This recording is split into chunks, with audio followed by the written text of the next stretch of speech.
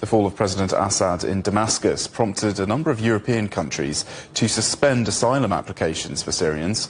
Millions have fled the country since Syria's civil war began in 2011. Aid agencies warn that changes to asylum policies are premature, as our correspondent William Denslow reports from Brussels. The overthrow of Syria's government was met with celebrations in the German capital. Roughly 1 million Syrians live in the country, many arriving after the start of the civil war. On Monday, Germany moved to freeze asylum applications. Officials say the political landscape in Syria puts asylum decisions on shaky ground, a decision that impacts over 47,000 people.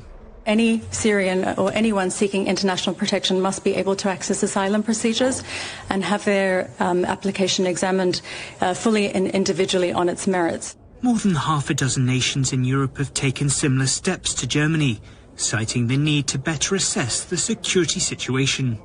Austria has gone even further. Not only has it stopped processing asylum applications, but it's preparing a plan to repatriate and deport Syrian migrants. The European Commission says the situation in Syria remains fluid, and it's adhering to United Nations guidelines. For the time being, we maintain in line with the UNHCR that the conditions are not met for safe, voluntary, dignified returns to Syria. Roughly 90% of Syria's population lives in poverty. With much still unknown about the rebel group HTS and the outlook for the country, aid groups say refugees must be protected. Now Assad is gone does not mean that Syria is safe for them all to come back.